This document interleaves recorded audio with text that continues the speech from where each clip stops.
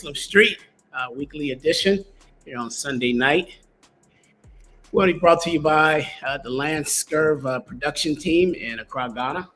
Somewhere in Accra, somewhere across Ghana, we can find Lance and his team. And very hard to engineer this program. Praise to Allah. Obviously, Assalamu alaikum to you and the audience out there. Alaikum salam. With us today, Llyaas Figueroa. We're going to be talking about his conversion to Islam. It's always a fascinating story when you hear about Muslims and how they converted to Islam, that journey, that path. It's always a different journey. It's always a different path. And hopefully the audience be able to grab something from that. Before we get into that, you can find us on YouTube. Please like and share at The Muslim Street. Also across all other social media platforms. Substack, The Muslim Street, also at www.themuslimstreet.com. And also on X, formerly known as Twitter. Facebook, also at The Muslim Street and The Muslim Street Radio. So please like and share. We are launching this podcast. I think we're right in our first 3 weeks or so. This time next year, we hope to be up to somewhere around 100,000 subscriptions, followers across the platforms. We have no doubt with the power pack, interesting people that we're going to bring on this show, along with the topics that the word to get out. In the meantime, we're collecting some great content that we'll be able to scale across the platforms, specifically during the course of the week that we're not live. We only come live Sunday night at 7:30 p.m. Eastern. Also, a special note, during the month of Ramadan, which we're anticipating will arrive next weekend, we will not be broadcasting live. We will take our spiritual break to perform what we call ibadah, worship to Allah. So we want to make sure that we focused on worshiping Allah and spending all of the time that we have that is free in that context to get the rewards of Ramadan, and also enjoying the brotherhood and the sisterhood of Ramadan, which is extremely great. So again, we want to thank the Lance Scurv Show and its production team for engineering the Muslim Street as a friend of the program. Also, I want to make a note on one of the greatest shahadas, at least here in the United States, that took place way back in 1952. A man by the name of El-Hajj Malik El-Shabazz, also known as Malcolm X. We honored the anniversary of the assassination of Malcolm X on February 21st, a few days ago.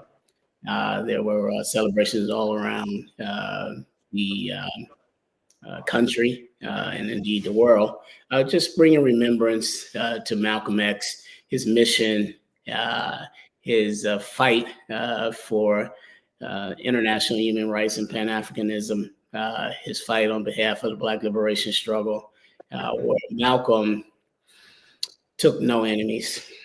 What we're missing today, and as we talk about Malcolm and as we remember Malcolm X, we are currently in a vacuum, at least domestically meaning the United States, of any kind of militant leadership. Right now, we have no left whatsoever to speak of. As I was having a conversation with Sidi Duro Ben Wahad, formerly of the Black Liberation Army and the original Black Panther Party, late 1960s, early 70s, where we saw a drove of Black Panthers convert to Islam at the Dar es Salaam in New York, along with Assata Shakur and Sundiata Kohli and others. That was a militant movement, and it was also a militant left that was present in this country.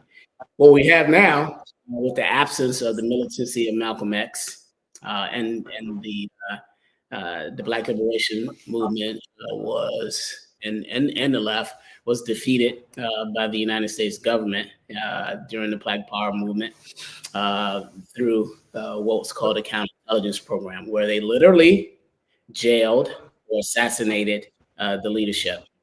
Uh, they disrupted organizations, they destroyed organizations, and again, assassinated leaders. So we momentarily recovered from that, but now we find ourselves in another lull.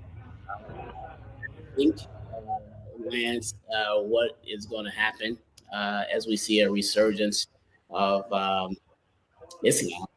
You also going to see a resurgence of that militant void in this country field. And I'll segue into Llyaas. I have a question with a question, but before I do that, Llyaas, there was a movement that I was discussing with Lance in the pre-show out of Chicago. In Chicago, Illinois, where I'm from originally, so I know this story intimately, not secondhand or third hand. I mean, this is anecdotal. But there was a meeting that took place in Chicago recently by one of the heads of what was known as the Al-Rukin movement. And he spoke, this prince spoke to a plethora of young, quote unquote, street organizations, street gangs, be they Black Gangster Disciples, be they Vice Lords on the west side of Chicago, Peace Stone Nation. The entirety of the lot was there.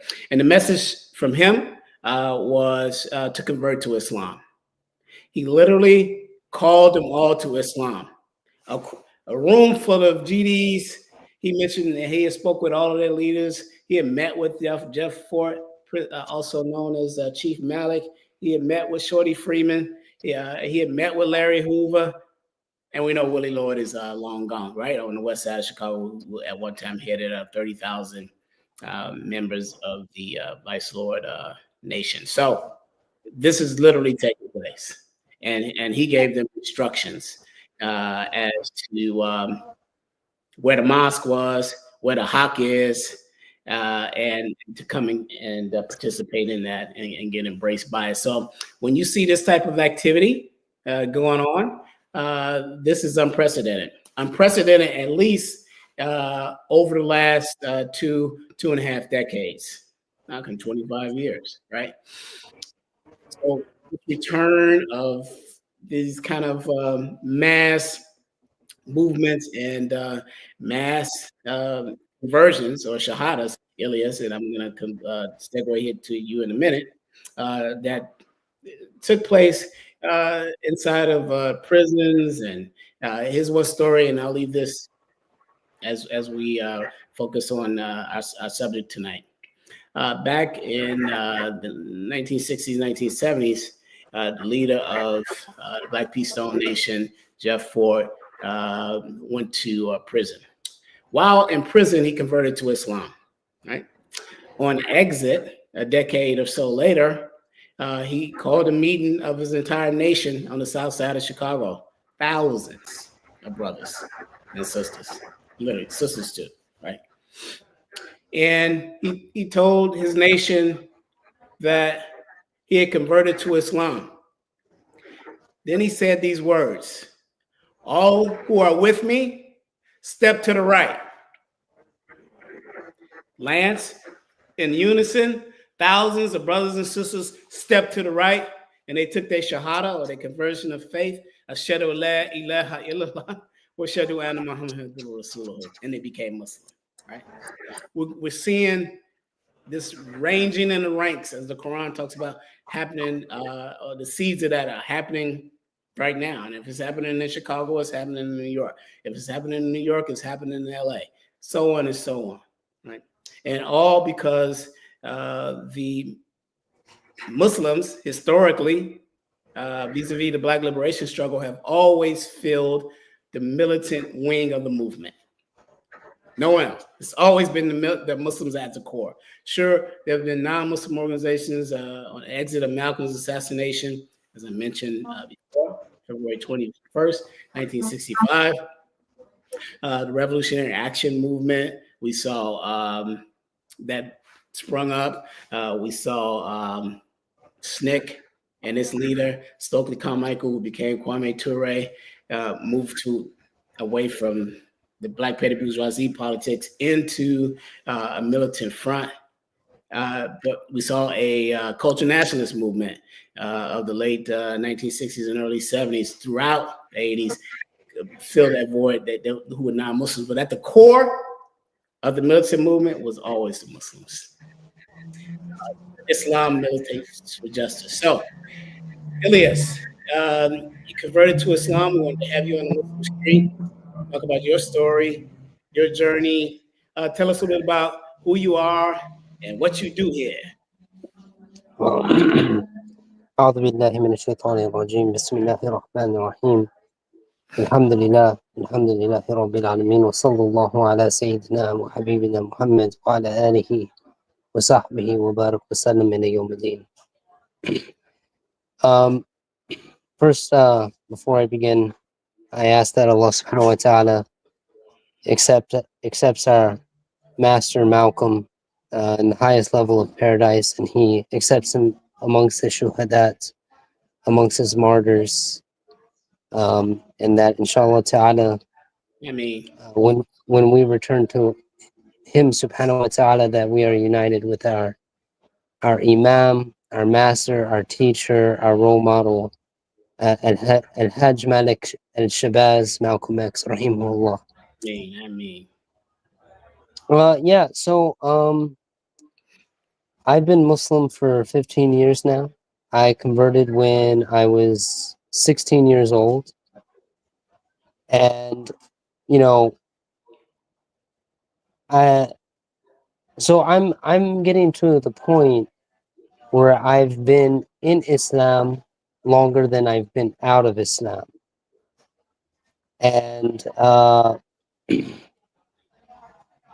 as I look back, I think my reason, I don't so much ask myself why I became Muslim. I think what's most important is, why do I remain Muslim? But when I was about 14 years old, I was very spiritually inclined, and I had a lot of questions. And I began to read different books on different religions. And Islam was the clear truth. It was very obvious and very apparent that Islam is true, that, you know, the paradise is true, hellfire is true, the Quran is true, and the Prophet Muhammad sallallahu alaihi wasallam spoke and called to the truth. I find Islam to be a very simple religion, theologically speaking, in terms of that, you know, it's one God, one book, and one continuous message. And I think that's what drew me to Islam the most. I will say that when I was about 15, I did read the autobiography of Malcolm X, and that really solidified things for me. So, yeah. So Llyaas, 15, 16 years old. Mm-hmm. Lance remembers when he was 15 or 16 in Brooklyn, wherever you come from, Lance. Queens. When I was 15 to 16 years old, you know, this is what we call the formative years, right? Yeah. Once you embrace Islam, you go back into, you know, your third period math class or fourth period biology, and you have to kind of navigate these things. So, what do you recall in your social circles that any 15 or 16-year-old might have, and you come back into those circles and you say, you announce to the crowd, "I'm Muslim"? I mean, talk to us about just the whole dynamic of that. Well, I think one of the hardest things for me in the very beginning was girls. can't touch them, can't hug them, can't date them.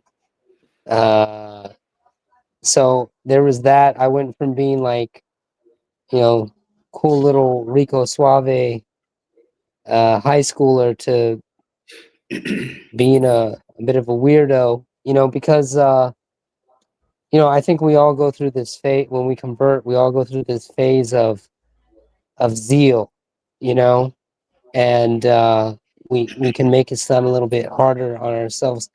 Um, I think, you know, it's kind of hard for me to describe because, you know, I embraced Islam as a boy, you know, really. As you said, in the formative years, I was not yet a man. And now I am a man. So I just think about how different my worldview was as a teenager to how different it is now as an adult. And the only thing that's remained consistent the entire time is Islam. Now, I was when I first became Muslim, I was attracted to certain ideas and certain movements that I no longer find appealing. But Ashhadu an la ilaha illallah wa ashhadu anna Muhammadan Rasulullah, that is the one thing that has remained consistent. Um, High school was, I didn't find it to be too difficult of a time. Um, I became very active very early on. Um, uh, the school that I attended, we actually founded the very first, at least to my knowledge, JMSA, Junior Muslim Student Association. It was the first Muslim student association at the high school level. Um, Unfortunately, I think a couple of years it did die out, but we did establish that. Um, uh, so yeah.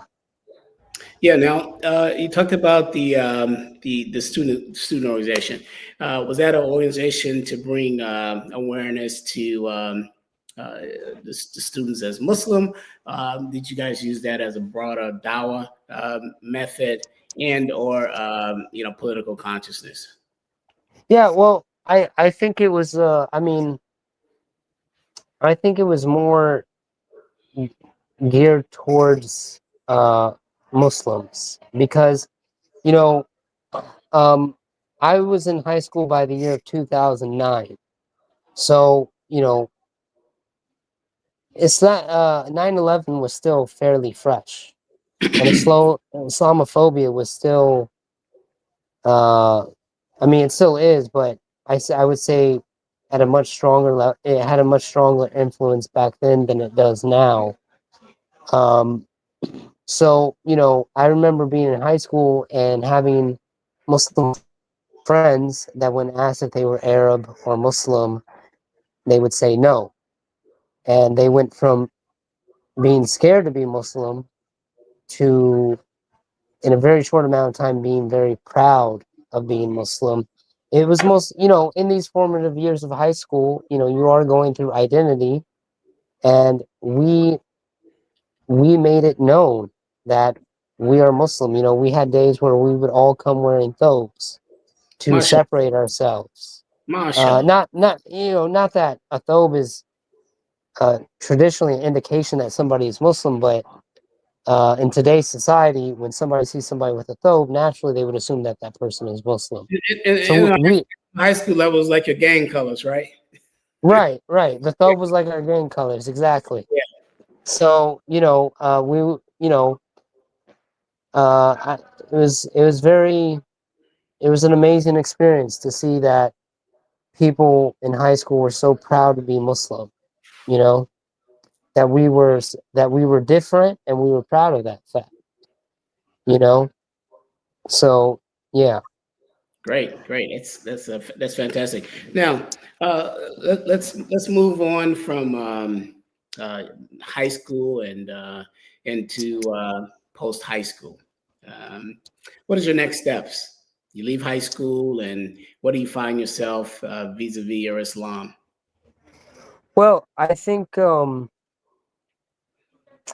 I think one of the hardest things that I dealt with was the community itself. Being 16, 17 years old, uh, you know, reading the autobiography of Malcolm X, but yet still remaining naive with life experience and kind of entering Islam with in like this idealist fashion. I think the hardest thing for me was you enter Islam thinking that there is no racism Hmm. in Islam, which is true. There is no room for racism in Islam. But that does not mean that Muslims are not racist. And that Hmm. does not mean that there are movements within our communities that are culturally predatory. That the idea that is propagated that now that you're Muslim, you're no longer your culture is no longer relevant. Your Right. culture is Islam, when historically that's not the case. If you went to West Africa, and this is actually a modern phenomena, that if Hmm. you look at ancient Islamic societies in West Africa, you will find that Islam looks West African. If you Yeah. look at if you Timbo look at in there. Yeah. if you look at China, you will find that Chinese Muslims look Chinese. India, it looks Indian. But here in America, it's this idea that now that you're Muslim, you have to wear a thobe. You have to wear a turban because your garment is the garment of the kuffar. So uh, this was a poisonous time in my life, to where I actually tried to separate myself from who I was. You know, so it was a very tumultuous time for me. You know, and I kind of have a slick mouth, and I could be a bit I used to be very confrontational. So, uh, very early on, people accused me of being a spy or an agent, and I apologized to them for not being so for not having enough faith in their own religion that they couldn't believe that somebody would actually sincerely embrace it. Hmm. Um, Yeah, quick question for you. One is, had I known you and heard you was a spy, I would say, hey, let's take a ride. No, just that's right.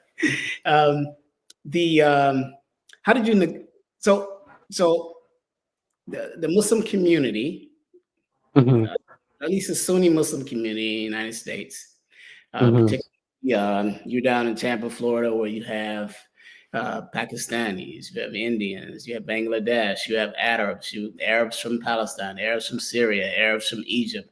You have some Arabs who from Morocco. Then you have the Amazigh, the larger culture in Morocco is here. You have Sudanese here.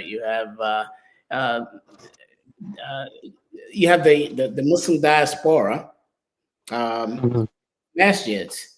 How did you find yourself in your neophyte stage, holding on to you as holding on to your culture as a Puerto Rican? Well, that's the thing. I had completely abandoned my culture Okay. because I was taught that the way to be authentically Muslim is to look like this, to dress like this, to talk like that. So I had abandoned my culture. Did you give up your favorite food too? As you grow? Uh, I uh, I must admit that I was guilty of still consuming my cultural foods Yeah, outside of good. pork. Yeah, good for you. Because I'm Muslim, and well, everybody knows, and Lance is going to chuckle at this all the way from Ghana. I'm macaroni and cheese in the black neighborhood is a lot different than anybody else's macaroni and cheese. Do you think I'm going to give that up to eat that stuff? Biryani? You Yeah, can get biryani. yeah. But I do like biryani. Yeah, well, I would also say that's something that's also very interesting about my story. I tell people that I'm a I'm a privileged convert in the sense that most converts, when they convert, they're on their own. Mhm. Uh, they're kind of figuring out things for themselves. They don't have the money to study Deen or take Quran classes. Um, I was actually legally adopted by a Muslim family when I was 16, so Where were that they way I could huh? originally? Where was the Muslim They're family that adopted you? Where were they from originally? India, India. In okay. Yeah, but they both have Arab roots. Okay. Like my Muslim mom's grandfather was from Iraq. And I believe that my Muslim father's ancestors descended from Yemen.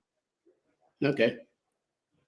Yeah, So, that's quite interesting. So you talked about your dynamic and path into Islam. There was a support system for you that's not right, necessarily there for others who convert to Islam. Um, right. peer through the. Here's what I want you to do. As an exercise, I want you to peer through the travel of a Muslim convert who doesn't have the support that you have. What do you think that they went through that perhaps may have strengthened them in their path that you missed out on? But it's kind of like a backwards question for you. Well, I would say that even though I was privileged, I still had struggles that my Muslim family could not relate to, right? What a lot of people, I've heard people say this, like, why is it that so many poor people in America are converting to Islam? Why can't we have doctors or lawyers that are converting to Islam? And it just shows that people don't know our own history. This is the way it's always been. It's always been people coming from the bottom portion of the socioeconomic ladder. And um and growing up in poverty, you know, having a alcoholic father, having a schizophrenic mother, you know, we often talk about after someone takes shahada that their sins are forgiven. All their sins are forgiven. This is true, but that does not mean their history is forgotten. So, I think what a lot of convert Muslims are doing is they're trying to find identity uh, and um, they're trying to find a source to heal their trauma. And we often, unfortunately, in our communities, I don't feel that we as a whole do enough to help converts. There are certain communities out there. Chicago is actually one of the most impressive communities in terms of supporting converts that I've ever seen. You have Tatnif, that's an organization there that deals with convert care. You have Iman, which is about giving dawah in the inner cities of Chicago. It's it's in the south side of Chicago. They have programs for Muslims that have converted to Islam in prison, and kind of they're that halfway point from exiting prison and re-entering the larger community. So Hmm. there are organizations like that, and again, I would say Chicago has one of the most impressive ones. I think Tampa is.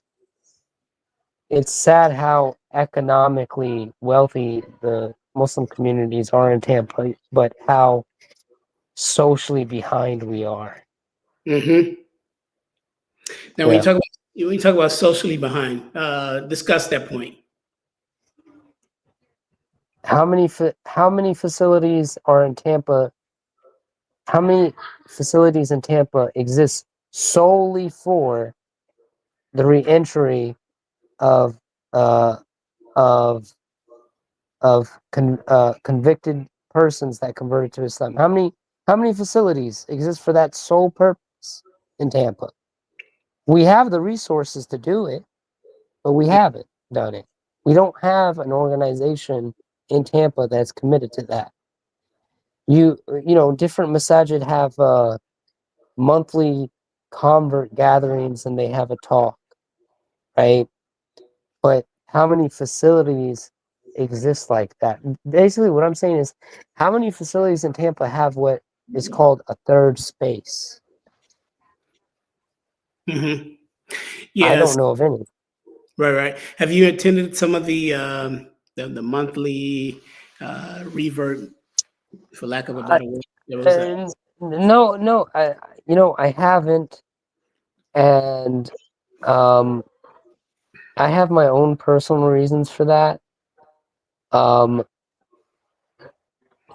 That that particular masjid is very political in all the wrong ways, if you get what I'm saying. yeah, That particular masjid has completely whitewashed their history. yeah, Nobody talks about the fact that before that masjid was the masjid that it was a temple, and that the founders of that masjid were all African American former members of the Nation of Islam, and you know, kept it together during the Worth Deen movement. Nobody talks about that in that community. yeah. They No say trace. that this masjid was founded in 1980 something. Mm-hmm.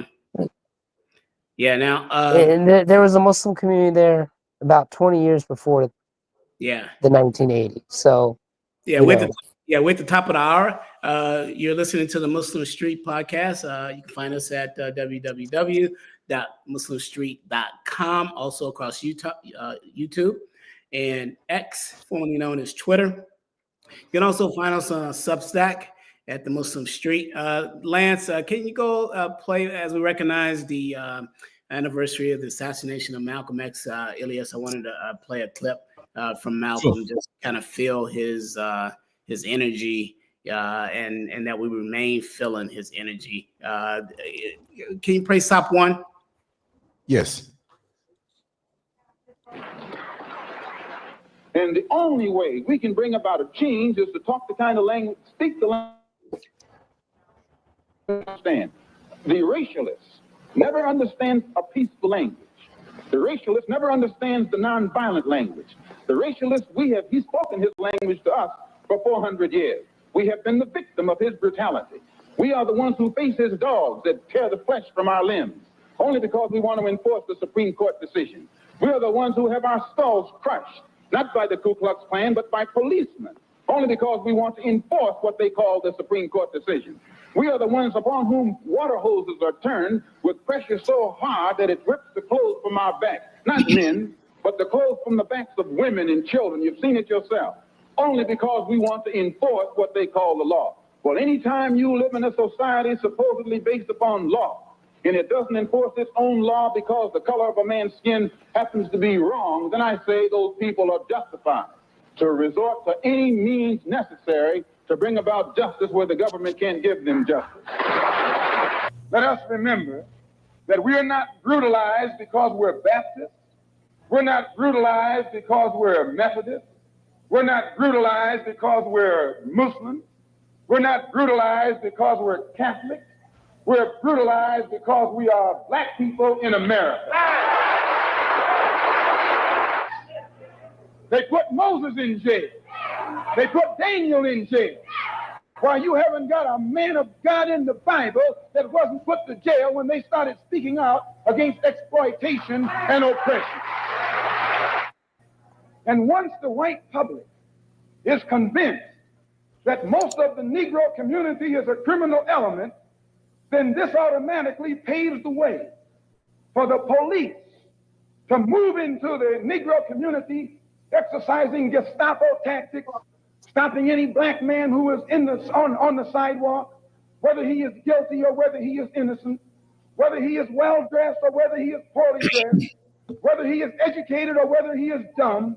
whether he's a Christian or whether he's a Muslim, as long as he is black and a member of the Negro community, the white public thinks that the white policeman is justified in going in there and trampling on that man's civil rights and on that man's human rights. Who taught you to hate the texture of your hair? Who taught you to hate the color of your skin to such extent that you bleach to get like the white man? Who taught you to hate the shape of your nose and the shape of your lips? Who taught you to hate yourself from the top of your head to the soles of your feet? Who taught you to hate your own kind? Who taught you to hate the race that you belong to? So much so that you don't want to be around each other. No, before you come asking Mr. Muhammad, does he teach hate?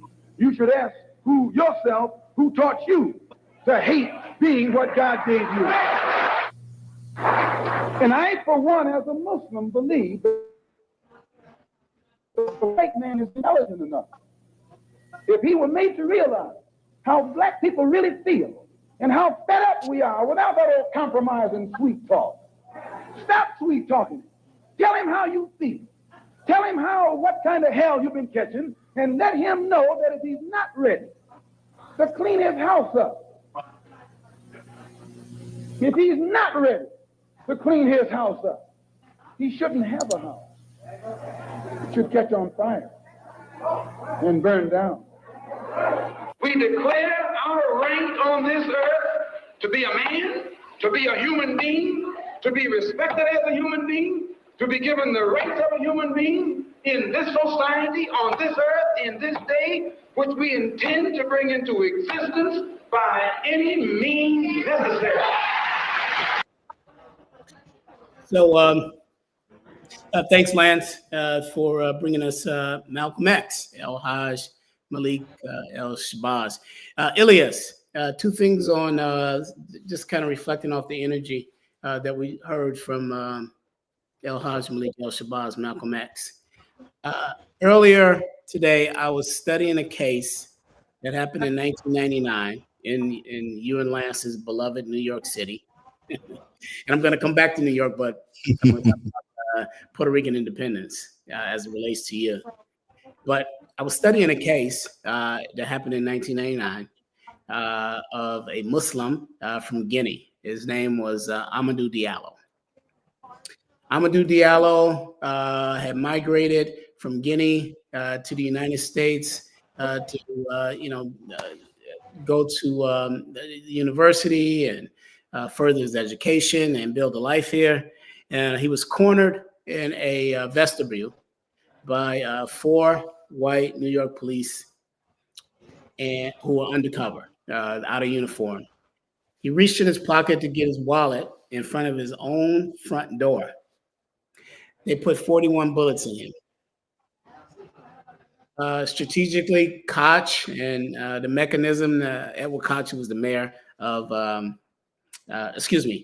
Giuliani, who was the mayor of New York at the time, strategically had the case moved out of New York up into Albany, and a majority white jury freed these 4 policemen of any crime, and they were able to walk. What was strategic about that was, Malcolm speaking to police brutality, right? And then Malcolm's talking about justice, and he's talking about by any means necessary. So the point is, when we hear Muslims who are embracing the Quran and the Haqq, and part of Haqq is that Islam militates for justice. We cannot just sit by and watch this. And this was a Muslim, Amadou Diallo, who happened to be a Muslim, came from a Muslim country. And the, white supremacy visited him on that night in 1999 and took his life with no justice whatsoever. So part of that speaks to why we have to keep the energy of Malcolm alive. Llyaas, your thoughts, and then I'm gonna talk to you about something Puerto Rican here in a minute.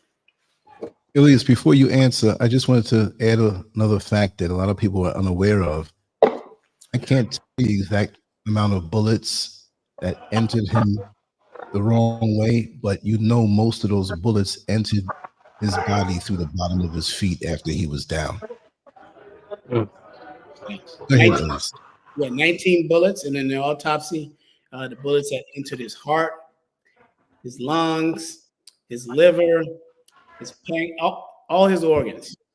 You know, they went center mass first. So anyway, the reason why there has to be the remembrance of Malcolm's principles as it relates to justice and how we cannot give this up. Your thoughts? You know, a particular scholar here in the United States that I'm very fond of, he said that he's from New York. He said, I think it was 1995. He was in the masjid with Malcolm X's widow, Betty Shabazz. And Betty told him, may Allah have mercy on her, Betty told him that everyone has claimed Malcolm. The Pan-Africanists have claimed him.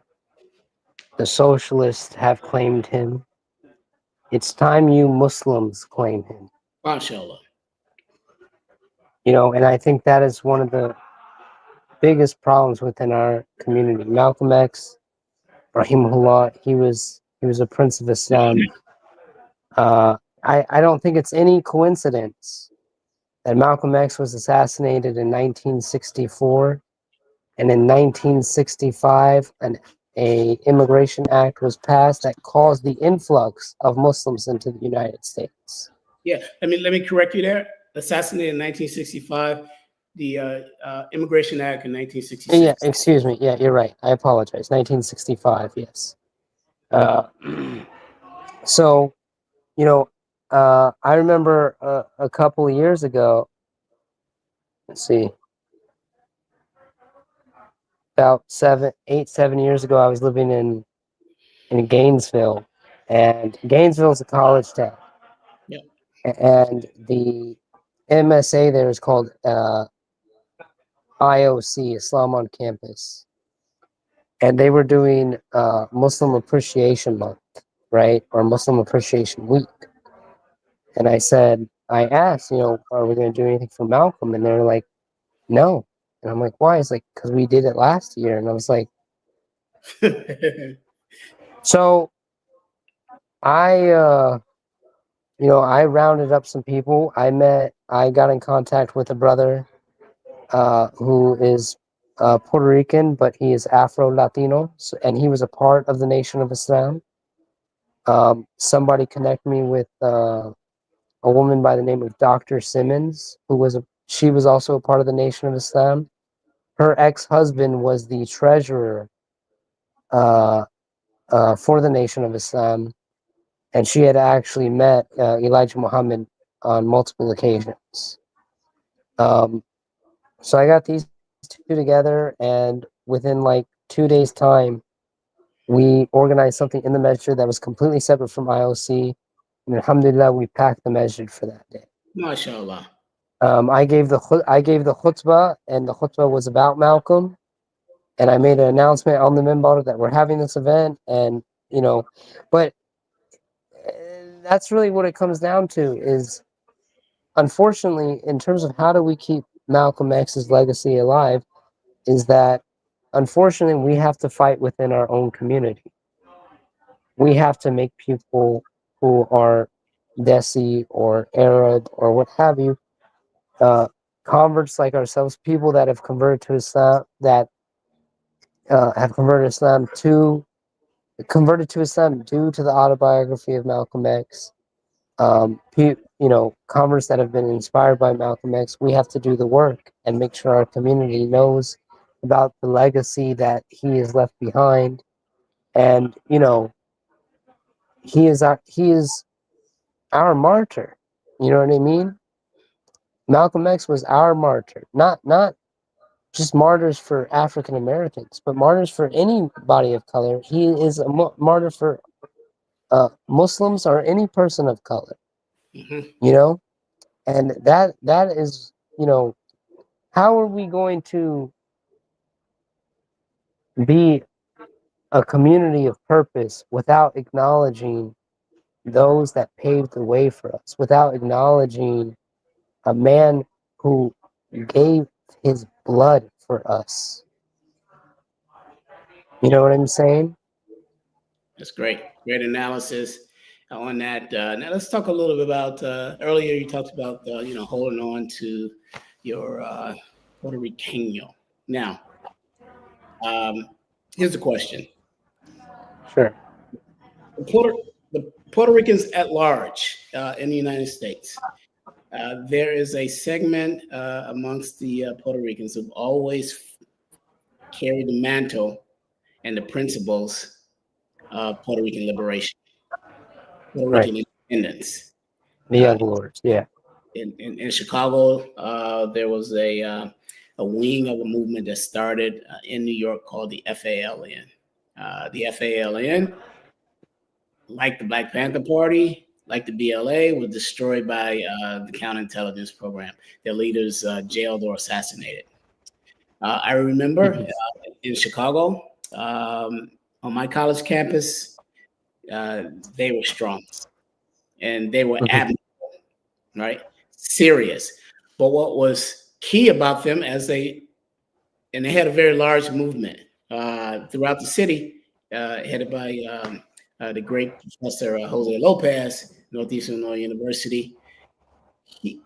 What was significant, they always recognized the connection to Africa, the Puerto Rican connection to Africa, and also the Puerto Rican connection to the Black Liberation Movement.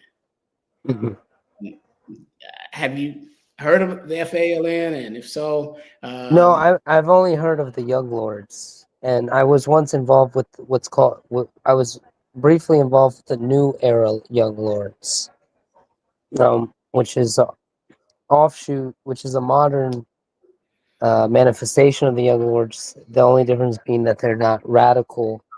However, I must say I did not enjoy my time with them. But I have not heard of the organization that you spoke of. So they struggled hard for the independence and liberation of Puerto Rico, still to this day. They're alive in Chicago. I don't know if they're alive. I still have colleagues who are part of that movement. In addition to that, the great Professor Jose Lopez is still alive doing his thing. And the struggle for the independence of Puerto Rico. And I bring up this, Llyaas, you being Puerto Rican, you being Muslim, as we talked about Malcolm being Black, African, struggling for African liberation and human rights struggle for everybody on the planet. How do you tie that in from a Puerto Rican concentric circle? Well, I think it goes back to something that you said. Islam, theologically speaking, is always to side with the oppressed. Yes. It is our duty as Muslims to side with the oppressed. You know, during this month, we're still in the month of Sha'ban. Mm-hmm. I've made it a personal ritual to study the Sirah in this month, every year, because the Prophet sallallahu alaihi wasallam, he said, Rajab is the month of Allah, Sha'ban is my month, and Ramadan is the month of the Quran. And just for the Llyaas, just for the listening audience, the Sirah is the biography of Muhammad sallallahu alaihi wasallam. Yeah. So, in pre-Islamic Arabia, in this biography, a situation takes place where a man is wronged, and the Quraysh, the tribes within Mecca, made a pact to always be just towards anyone that is wrong. And the Prophet Muhammad sallallahu alaihi wasallam, he said that had the revelation came uh, before this incident happened, he still would have taken that oath to always side with the oppressed. Mm. And so, as Muslims, it is our duty to side with the oppressed. And Puerto Rico is oppressed, and things are changing. I remember when in 2003, 2004, I was a kid and I was living in Puerto Rico. And my grandfather always, who's still alive, just turned 102 this month. He supported La Palma, which is a political one of the three major political parties in Puerto Rico, which supports the idea of Puerto Rico becoming a state. And I remember my grandfather was very involved and very active in that. And I remember being a kid and the Independence Party only receiving about 0.4% of the vote. Mm-hmm. In recent years, the Independence Party has grown from 0.4% of the vote to 17%, 20%, I think even as high as 25%. Mm-hmm. So we are on our way towards achieving independence. I do believe that. Mm-hmm. Either within my lifetime or within the lifetime of my children. Inshallah. Yeah. As we close out the last few minutes here, the landscape, I hear this term, and I want you to, from your perspective, define it, help the listening audience understand it. I see this term bannered around, and I'm going to keep this inside the Muslim community, but obviously I see it outside of the Muslim community. When we talk about Spanish-speaking Muslims, I see the term Latino or Latinx or Latinx or however you want to pronounce that. I see Right. And here's the context I want you to address this in. There's a large contingent of Spanish-speaking Muslims in South Florida, and I see them using the phrase Latino Muslims, right? Even organizing around that. Just want to get your perspective on that as you educate us who are, heard different variations of, like where y'all going, right? And I can see and Lance, you got black people calling black, well, we African American, we're black, we used to Right. be Negroes, and then they called us colored, and then during the Depression, we would call race people, race man, race woman. So you can see how people look at us, right, and can say, hey, figure it out. I'm asking that to help us figure out what that landscape looks like from your perspective, and what should we be calling it? So I just want to preface this with the fact that obviously I don't speak for the Latino Muslim community as a whole, but I do have a problem with using the word Latino. I do have a problem with using the word Puerto Rico or Puerto Rican. I prefer to refer to myself as Boricua because that is the original name of the island given by the indigenous people. The island was Borinquen. But you'd be surprised how many people don't know if they ask where I'm from and I say I'm Boricua. They don't know what I'm talking about, right?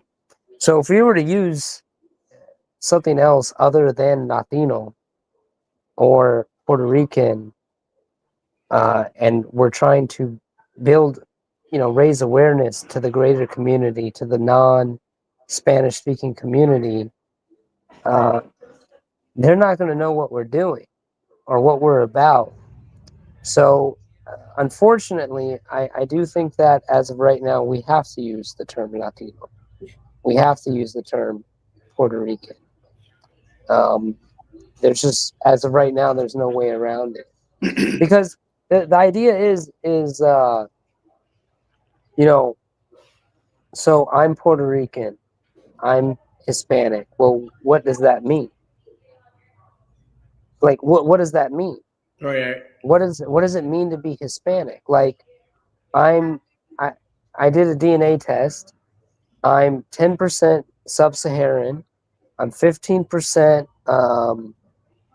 indigenous, and then like the rest is a combination of European. By the way, my last name is a Moorish name. Just for the record, Figueroa is a Moorish name. Okay, so you know what does that mean? Like I I think one of the biggest problems that we face in the community is self-hate. I remember when my sister uh, when she before she had her first child, when she was pregnant, my aunt said, "Yo no quiero un negrito en mi casa. I don't want some little, excuse the language, I don't want some little blackie in my house." Mm. And I said to my aunt, and by my aunt I mean my uncle's wife. I said to her, I said, "Mari, have you ever looked in a mirror?" And she was like, "What do you mean?" And I was like, "You're black." And she said, "No, I'm not black. I'm Puerto Rican." I was like, "Yeah, you're Puerto Rican, but you're black." When you walk down the street, they don't say that's a Puerto Rican woman or a Hispanic woman. They say that's a black woman. And Manic, I don't know how else to explain it to you. She's black. Like I don't know how else to put it. She's black, bro. That's a great story. That is a great Like story. I don't know how else to like. Like, what do you mean she's black? She's black. That's what I mean, you know? So there is a lot of self-hate. A lot of people, a lot of lighter, white passing Puerto Ricans, such as myself, we don't understand that the reason that we are this color is due to rape, genocide, and political moves that were made. Puerto Rico historically was predominantly of African and indigenous origin, and the white man who had power of the island did not like that, so they started creating incentives for Europeans to migrate to Puerto Rico. Um, so, you know, it's a very nuanced thing. It's something I still haven't figured out. I am someone who is still decolonizing my mind. You know what I'm saying? So I hope I shed some light in Man, what I said. that was that was great, and the anecdotal contribution to that conversation was even better. Huh? That was yeah. That we're going to put Lance. We're going to put that on a special clip and make sure we get that out. Llyaas, we want to thank you. Right. We round up toward the end of the hour. I want to thank you for coming on the Muslim Street and telling your story about your Thank you conversion, for having me. enlightening us. I mean, what a fascinating journey. Know that you are a friend of the Muslim Street. You can come and visit us here and chop into the conversation anytime as we grow. Just reach out. We also have www.themuslimstreet.com articles that you can write. We want to encourage the listening audience to write other articles. One term Oh, that there's one thing I would like to say before we go.